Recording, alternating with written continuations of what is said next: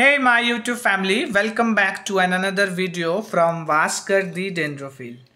আজকে এখন আমরা সঞ্জয়দার কাছ থেকে হাতে নাতে গ্রাফটিং কি করে করতে হয় এবং গ্রাফটিং করার আগে বা পরে কি যত্ন নেব এবং গ্রাফটিংয়ের সময় কি কি প্রিকশন নিতে হয় সেই সমস্ত বিশদে জানার জন্য আমি সঞ্জয়দার কাছে চলে যাব। সবাই গ্রাফটিং করার জন্য দরকার আমার রুট স্টক আর যে হাইব্রিড বিয়ে গাছের ডাল যেটা আমি গ্রাফটিং করতে চাই, বিভিন্ন ভ্যারাইটির, ইয়েলো, রেড, এটা হোয়াইট, তিনটে কালার আছে। আর তার সাথে এরকম গ্রাফটিং টেপ, যদি না থাকে নর্মাল প্লাস্টিকও একটু পরিষ্কার দেখে সেটা নিলেও হবে। আর কিছু গার্ডার লাগবে, আর অবশ্যই ধারালো ব্লেড লাগবে। আর সাথে একটা অতি গুরুত্বপূর্ণ জিনিস যেটা লাগবে, হাইড্রোজেন পারক্সাইড, যেটা দিয়ে আমি বেডটাকে স্টেরিলাইজ করব। একটু ভালো করে ভিজিয়ে নিয়ে টিস্যু পেপার দিয়ে আমি এটাকে মুছে নিলাম। খুব সাবধানে করতে হবে যাতে নিজের কোনো ক্ষতি না হয়, হাত কেটে না যায়, যেহেতু ধারালো ব্লেড। নতুন ব্লেড হলেও সেটাকে আমার স্টেরিলাইজ করতেই হবে, মানে এটা ম্যান্ডেটরি ইরেসপেক্টিভ। তাতে কি হবে, আমার যে ব্লেড দিয়ে যে ডালটায় কাটছি, এই কাটিং অংশে যাতে আমার ফাঙ্গাস না আসে। তো আমরা গ্রাফটিংয়ের জন্য প্রথমেই দাদা যেরকম বললো যে আমাদের একটি রুট স্টকের গাছ লাগবে, তারপরে যেই গাছের ডালে আমি বসাতে চাই যেই রঙের, সেইগুলো কেটে নিলাম এবং ব্লেডে স্টেরিলাইজ করার জন্য অবশ্যই আমাদের ইউজ করতে হবে হাইড্রোজেন পারক্সাইড। ইরেসপেক্টিভ অফ নতুন বা পুরনো আমার কিন্তু এটা লাগবেই।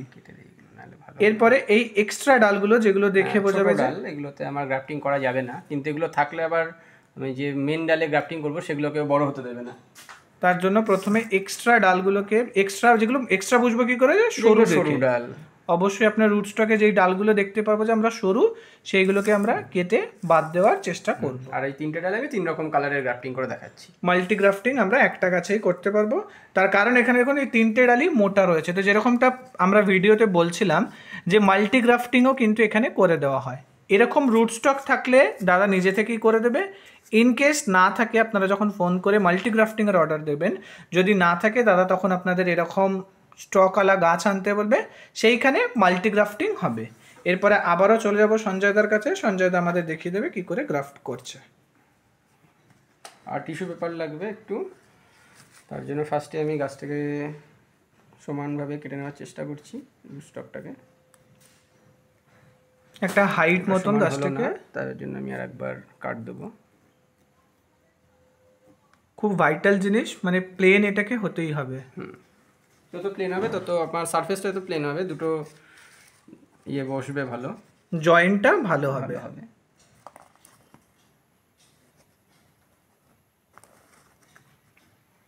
এটা আমি ট্যাবলেট গ্রাফটিং দেখাচ্ছি আপাতত, ভি গ্রাফটিংটাও দেখাবো। আচ্ছা, কোন গ্রাফটিংটা বেশি সাকসেস হয়? ট্যাবলেট গ্রাফটিংয়ে সাকসেস রেটটা বেশি হয়, কারণ এর সারফেস অফ কন্ট্যাক্টটা অনেকটা বেশি থাকে। আচ্ছা, যেহেতু দুটো সারফেসে কন্ট্যাক্টটা খুব তাড়াতাড়ি হয়, তার জন্য ট্যাবলেট গ্রাফটিংটা খুব সুবিধা। অবশ্যই আই গ্রাফটিং বা ভি গ্রাফটিংও খুব, মানে যাদের হাত পাকা তাদের কাছে দুটো সবই ইজি, কিন্তু যারা নতুন করছেন তাদের কাছে ট্যাবলেট গ্রাফটিংটাই ভালো। আর যতক্ষণ আমার এই আঠাটা বেরোচ্ছে ততক্ষণ আমি টিস্যু পেপার দিয়ে আঠাটাকে মুছে নিচ্ছি। মানে কাটার সঙ্গে সঙ্গে কিন্তু গ্রাফটিং করলে হবে না, দুটোতেই আমি কাটছি। এটার আঠাটাও মুছছি, এটার আঠাটাও মুছছি, দুটোই। এটা আমার ইয়েলো কালার আছে, আমি এর উপর এবার সমান করে বসিয়ে দিলাম। আচ্ছা, এই ক্ষেত্রে আমার একটা প্রশ্ন মনে জাগছে যে নিচের এই যে রুটটা, এটা এত মোটা, এর ওপরে আমি একটা সরু বসাচ্ছি, এতে কি গ্রাফটিং আদতেও হবে? হ্যাঁ, অবশ্যই, এটা আরও বেশি ভালো হবে। দুটো যদি সেম সাইজের তুমি ডাল নাও, মানে এই সাইজেরই যদি তুমি উপরেরটাও নাও, তাতে কি হয়, ওটাও গ্রাফটিং সাকসেস হবে, কোনো অসুবিধা নেই। তাতে কি হবে, ভবিষ্যতে যখন গাছটা গ্রাফটিং ধরে যাবে 1 বছর কি 2 বছর পর গিয়ে, ওর গ্রোথটা বেশি হবে, এর গ্রোথটা কম হবে, তখন এই জায়গাটা, এই জয়েন্টটা খুব বাজে লাগবে দেখতে। আর এই যে গ্যাপটা আছে, এটা উপর থেকে যখন আস্তে আস্তে সেলগুলো গ্রাফটিংটা ভালোভাবে ধরে নেবে, এটা ভবিষ্যতে এটা অনেক স্ট্রং গ্রাফটিং হবে। আর ভবিষ্যতে এটা পুরো একরকম হয়ে যাবে, বোঝাই যাবে না আর যে এটা গ্রাফটিং করা হয়েছিল কখনো। তাহলে এটা চিন্তার কোনো বিষয় নেই যে ওপরেরটা, মানে মেন গাছটা মোটা এত, আর যেটা গ্রাফট করছি সেটা সরু কেন, কোনো প্রবলেম হবে না। যেহেতু আঠা দুটো থেকেই যে রসটা সেটা বেরোনো বন্ধ হয়েছিল। একটা গ্রাফটিং টেপ আমি কেটে নিলাম পার্ট এটা থেকে। এই গ্রাফটিং টেপ না থাকলে প্লাস্টিকও ইউজ করা যাবে, তবে গ্রাফটিং টেপে যেহেতু ইলাস্টিসিটি একটু বেশি হয় তাতে একটু সুবিধা হয় করতে। এই যে টানটা দেবে এই টানটাতে সুবিধা হয়। টানটা দিয়ে আমি পুরো চেপে দিলাম, দু সাইড চেপে ধরলাম, ধরে এবার এই সাইডটাও চেপে নিলাম, তারপরে আমি এই সাইডটাও চেপে নিলাম, মানে চারি সাইড দিয়ে আমার সমানভাবে চাপটা আসে। একটা এয়ার টাইট অবস্থায় গাছটা এখন চলে। আর আমি এই গার্ডার দিয়ে এটাকে আমি ভালো করে টাইট করে এয়ার টাইট করে বেঁধে দিলাম। এটা অনেকে গোটা গার্ডার নিয়েও ঘুরিয়েও আটকায় বা এরকম করে কেটে নিয়ে, আপনার সুবিধার মতো যে বা যিনি করবেন সেটা সুবিধা মতন এটা করতে হবে, করে নিতে পারে, কোনো অসুবিধা নেই। মেন ব্যাপারটা হচ্ছে কাটিং এর পরে যতক্ষণ না রস বেরোচ্ছে ততক্ষণ আমি বসাবো না। মোটামুটি এটা হয়ে গেল।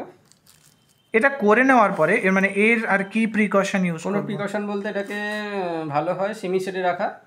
আর তারপরে আজকে রাতে আমি নর্মালি রাতের দিকে গ্রাফটিং করি, কারণ দিনের বেলা গ্রাফটিং করে যে বাইরে বার করে দিলে সারাদিনের যে হিটটা লাগে তাতে একটু সমস্যা হতে পারে, মানে হবেই বলছি না, হতে পারে।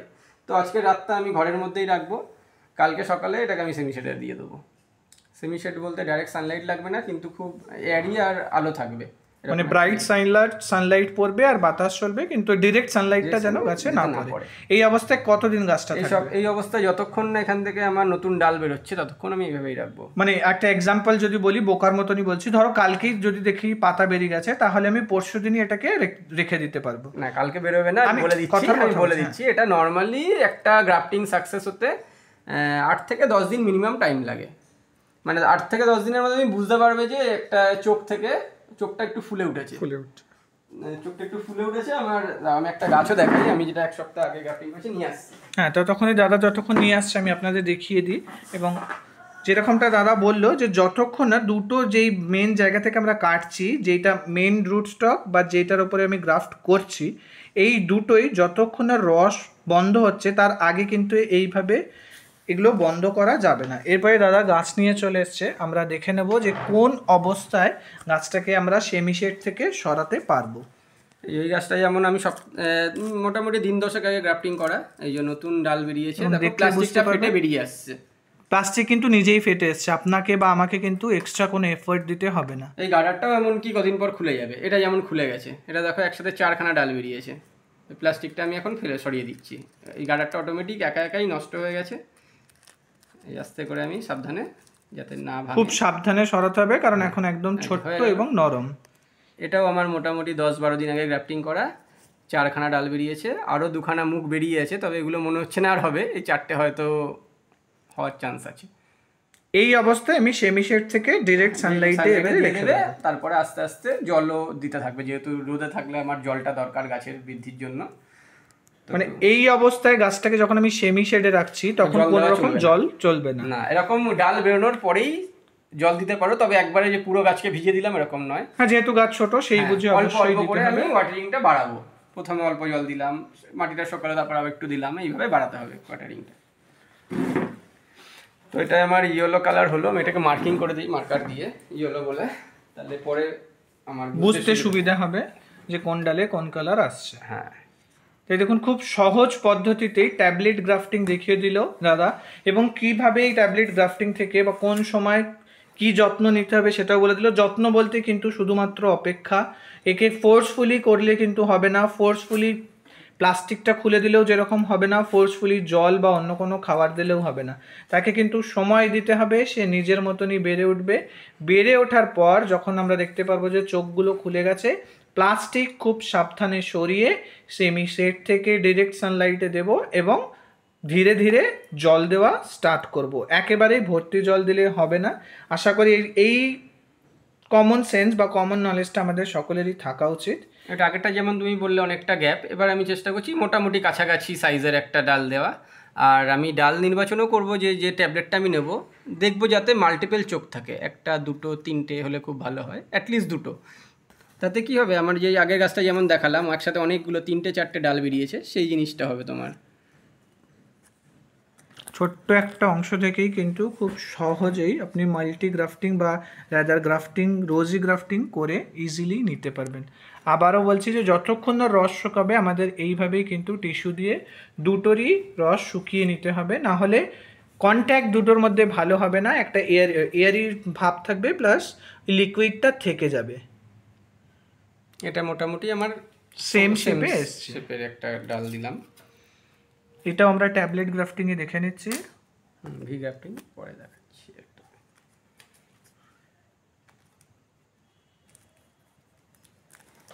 এই গ্রাফটিং টেপের বদলে আপনি নর্মাল ঘরের প্লাস্টিকও ইউজ করতে পারেন, কিন্তু এটার ইলেকট্রিসিটি বেশি থাকায় এই যে টানছি, এই টানার সময়ও কিন্তু খুব সাবধানতা অবলম্বন করতে হবে। বেশি টানলে আবার প্লাস্টিক ছিঁড়ে চলে যাবে, ছিঁড়েও যেতে পারে এবং ছিটকে বেরিয়ে গেলে কিন্তু আবারও সেই, এটা অভ্যাসের উপরে নির্ভর করবে। আপনি কয়েকদিন মানে করলেই বুঝতে পারবেন যে প্লাস্টিকটা কতটা টানতে হবে। এটা হাতের মধ্যে চলে আসবে একটা সময় করতে করতে। তারপর একটু টেনে দিলাম যাতে টাইট হয়ে যায়, ব্যাস। এইভাবে গাছ এখন থাকবে সেমি শেডে আনটিল আর আনলেস এখানে নতুন পাতা ছাড়ছে, মানে চোখগুলো ছাড়ছে, তারপরে আমরা এটাকে ব্রাইট সানলাইটে রেড কালার, রেড লিখে দিলাম। আর এই মার্কিংগুলো নিজেদের সুবিধার জন্য করা। করব হোয়াইট, তো আমি হোয়াইট আগেই লিখে রাখলাম। রেড, হোয়াইট, ইয়েলোর একটা মাল্টি গ্রাফটিং এর গাছ হবে। যখন ফুল ফুটবে অবশ্যই আমি আপনাদের সকলের সাথে শেয়ার করব যে সাকসেস যেরকম হয়েছে, ফুলও পেয়েছি, সেটাও আপনারা দেখে নিতে পারবেন। খুব সাবধানে সারফেসটাকে কাটতে হবে যাতে কোনো জায়গায় অড না থাকে, একদম পুরো ইভেন সারফেস, ক্লিন সারফেস থাকতে হবে।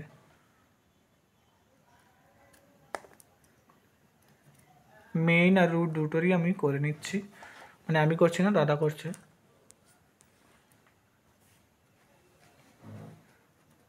সত্যি ট্যাবলেটের মতন সাইজ, তার জন্যই হয়তো এর নাম ট্যাবলেট গ্রাফটিং।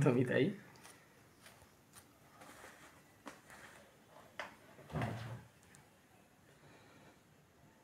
একবার ভালো করে বসিয়ে দিয়ে,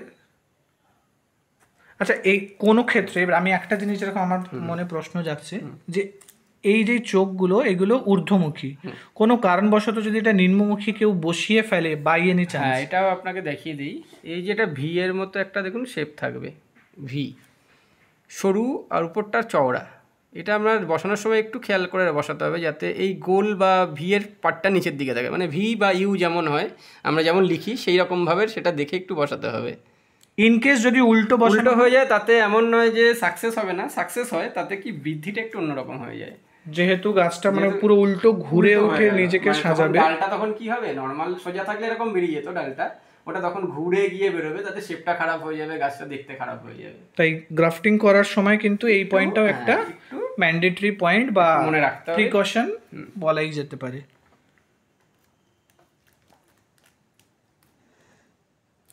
এইভাবে খুব সহজেই আমরা ট্যাবলেট গ্রাফটিং দেখে নিলাম।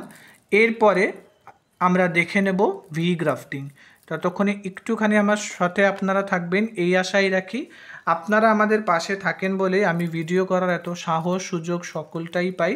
তাই আশা করব আপনারা একটু ধৈর্য ধরে আমার সম্পূর্ণ ভিডিওটি দেখবেন, এবং গ্রাফটিং সংক্রান্ত কোনো প্রশ্ন থাকলে অবশ্যই আপনি সঞ্জয়দার নাম্বার আমি স্ক্রিনে দিয়ে দেবো, সেই নাম্বার থেকে প্রশ্ন করতে পারেন। কোনো রকমের কেয়ার এবং যে কোনো রকমের গাছ অনলাইন পেতে অবশ্যই কন্ট্যাক্ট করে নেবেন। রেডি হয়ে গেল আমার 3টে কালারের মাল্টি গ্রাফটিং। এবং এই গ্রাফটিংটা আমাদের ট্যাবলেট গ্রাফটিং হলো। এরপরে আমরা দেখে নেব ভি গ্রাফটিং। ভি গ্রাফটিংয়ের ক্ষেত্রেও মানে শুরুতে যে প্রিকশনগুলো বলেছিল, অর্থাৎ ব্লেডটায় আমরা যেরকম হাইড্রোজেন পারঅক্সাইড, এগুলো ইনিশিয়াল জিনিস, এগুলো আর বারবার ঘুরিয়ে বলিয়ে লাভ নেই। শুধুমাত্র গ্রাফটিংটা কী প্রসেসে চেঞ্জ হচ্ছে সেটা আমরা দেখে নেব, এবং সাকসেস রেট দুটোরই মোরারলেস সেম।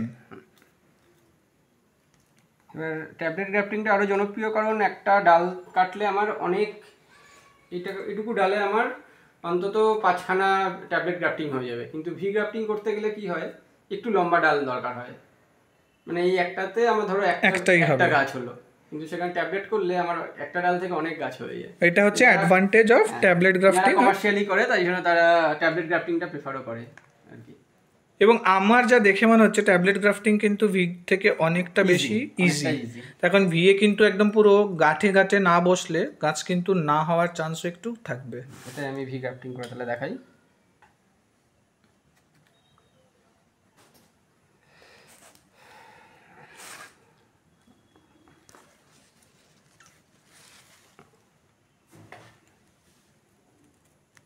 ভি গ্রাফটিং করার জন্য আমি একটা ভিএস শেপ দেবো বলে মিডিল থেকে এটাও চেষ্টা করতে হবে যাতে একটানে কেটে যায় গাছটা। যার জন্য আমরা মানে একদম পুরো নতুন বা ধারালো ব্লেড ইউজ করছি। দুবার কাটতে গেলে প্রবলেম হতে পারে যে ওখানে একটা দাগ পড়ে যাবে এবং সেখান থেকে গাছের বৃদ্ধিতে প্রবলেম হবে। ফুলগুলো ছেড়ে দিলাম। এইভাবেই রুট স্টকের এই জায়গাটাতে একটা ভিএস শেপ দেওয়ার চেষ্টা এবার করা আমি হয়েছে। এই ডালটাকেও করব, যেটাকে আমি বসাবো সেটাকেও আমি ভিয়ের মতো করে কেটে নেবো একইভাবে।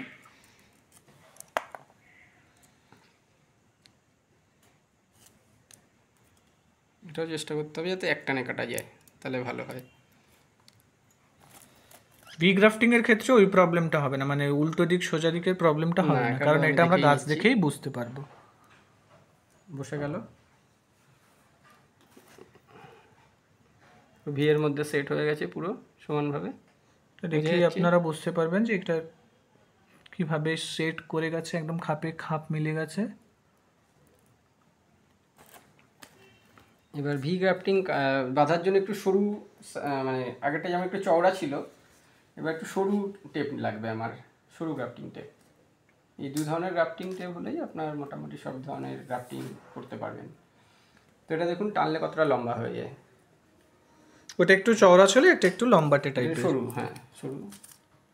এবার আমার এটা টাইট করে বেঁধে দিতে হবে, জাস্ট এমনভাবে বাঁধতে হবে যাতে কোনো এয়ার পাস না করতে পারে ওই জয়েন্টের জায়গাটায়। ঘুরিয়ে ঘুরিয়ে আপনি নিজের মতো করে ঘোরান, কোনো অসুবিধা নেই, শুধু দেখতে হবে যাতে ওই জায়গাটা আমার নড়ে না যায় এবং কোনো বাতাস যাতে না ঢোকে, তার ঢুকতে জন্য পারে। এয়ার টাইট করে রাখতে হবে। প্রসিডিওরটা মোর আর লেস সেম, কাটিংয়ে প্রসেস আলাদা। আর এর বাধাটাও একটু আমার মনে হয় টাফ, কারণ এই যে প্রেশার দেওয়া, এটা একটু যে হলে ডালটা বেরিয়ে চলে আসে যদি ঠিকভাবে কাটা না হয়, তো মানে একটু নড়াচড়া পড়লে এটা কেটে বেরিয়ে আসতে পারে। খুলে বেরিয়ে যায় অনেক সময়। আচ্ছা, সেই সময় অ্যাক্সিডেন্টালি যদি খুলে বেরিয়ে যায় সেই কোনো ক্ষেত্রে অসুবিধা নেই, আবার বার করে নিয়ে আবার একটু কেটে নিয়ে মানে সাকসেস রেটে কোনো প্রবলেম ক্রিয়েট করবে না। না না, আবার আবার বসিয়ে দিলেই হয়ে যাবে। কিন্তু এটা এখনই দেখতে হবে, যেটা আমি বাঁধার পর দেখুন এটা পুরো টাইট, মানে আমার গোড়াটা সমেত নড়ছে, তার মানে আমার ঠিকঠাক বাঁধা হয়েছে, কোনো অসুবিধা নেই। মানে ঠিকঠাক বাঁধা হয়েছে কিনা বোঝার একমাত্র প্রসেস হচ্ছে এটা। আর যদি না বাঁধা হতো তাহলে এটা নড়ে যেত, মানে নিচটা ঠিক থাকতো, এটা নড়ে যেত বা এটা বেরিয়ে চলে আসতো। বেরিয়ে আসতো। আর ভি গ্রাফটিং এ আর একটা যেটা আমাকে প্লাস্টিক বাঁধতেই হবে মাথায়। মাথায় এই ধরনের দোকানে কিনতে পাওয়া যায়, চা পাতা বা দুধ দিত আগেকার দিনে মুদিখানার দোকানে, এই প্লাস্টিক, এটাকে আপনার এইভাবে কভার করতে হবে। আইএসইউ পদ্ধতিতে আমরা যেরকম চারা তৈরি করে সেই প্রসেস। বগনভেলিয়া যেমন চারা তৈরি হয়, ওরা একই রকমভাবে এটাকে পুরো এয়ারটাইট করে ময়েশ্চারটাকে আমার কন্ট্রোল করতে হবে। এটা ভি গ্রাফটিং এর ক্ষেত্রে মাস্ট। ট্যাবলেটেও করা যেতে পারে, কিন্তু ট্যাবলেটে না করলেও হয়, যেহেতু আমি পুরোটাই ঢেকে দিয়ে আমি এয়ারটাইট করে দিয়েছি। হ্যাঁ, দুটো তফাৎ যদি আমি দেখাই, এই গাছটার ক্ষেত্রে যেখানে ট্যাবলেট গ্রাফটিং হয়েছে আপনি দেখতে পারবেন যে এইগুলো কিন্তু পুরো প্লাস্টিকে ঢাকা, ওয়্যারএজ ভি গ্রাফটিংয়ে যদি এই প্লাস্টিকটা না দেওয়া হতো এই পোর্শনটা কিন্তু পুরোটাই ফাঁকা থাকতো, শুধুমাত্র যেই জায়গাটাতে প্লাস্টিক বাঁধা হয়েছে গ্রাফটিংয়ের সেই জায়গাটাই ঢাকা থাকতো। তার জন্য এই প্লাস্টিকটা থেকে 3 কিন্তু দিনের মধ্যেই পচে মাস্ট। যাবে যদি না দেওয়া হয়। মানে এই ওপরে প্লাস্টিকটা না দিলে 2 থেকে 3 দিনেই গাছ পচে, মানে সাকসেসের সেখানে কোনো একদম প্রশ্নই zero হয়ে থাকবে যাবে। না। হবেই না বলতে গেলে। তাহলে ভি গ্রাফটিংয়ে মাস্ট যেই ব্যাপারটা, মানে ট্যাবলেটের থেকে অন্যদিকে মানে তফাৎ যেটা, সেটা হচ্ছে একমাত্র এই ওপরের এক্সট্রা প্লাস্টিকটা আমাদেরকে দিতেই হবে। যদি না দিই গাছ নষ্ট হওয়ার চান্স 100%, সাকসেস রেট তো ভুলেই যান আপনি। তো যখনই আমরা এত কষ্ট করে এত প্রসিডিওর ফলো করেছি সেই ক্ষেত্রে উপর দিয়ে একটা প্লাস্টিক আমরা খুব সহজেই দিতে পারবো। তো আশা করি ভি গ্রাফটিং এবং ট্যাবলেট গ্রাফটিংয়ের এই ছোট্ট ভিডিওটি আপনাদের ভালো লেগে থাকবে। কোনো রকমের প্রশ্ন থাকলে কমেন্টসে করতেই পারেন, আমি দাদার নাম্বার দিয়ে দেবো, আপনারা যোগাযোগ করতে পারেন এবং যোগাযোগ করে আপনি যে কোনো মাল্টি কালারের যেই কালার পছন্দ দাদার ক্যাটালগ দেখে সেগুলো আপনি অর্ডার করতে পারেন। রুট স্টক না থাকলে আপনাকে আনতে হবে, অর এলস আপনি বাড়িতে বসেই খুব সহজেই এই অ্যাডেনিয়ামগুলো আপনার বাড়িতে পেয়ে যাবেন। ততক্ষণে সকলেই ভালো থাকবেন, সুস্থ থাকবেন, সবুজে থাকবেন এবং আমার ভিডিওটি ভালো লেগে থাকলে অবশ্যই লাইক কমেন্ট শেয়ারের মাধ্যমে আমার আগামীর পথকে সুগম করবেন, এই কামনাই রাখি। ততক্ষণে সকলেই সুস্থ থাকবেন, সবুজে থাকবেন। ধন্যবাদ।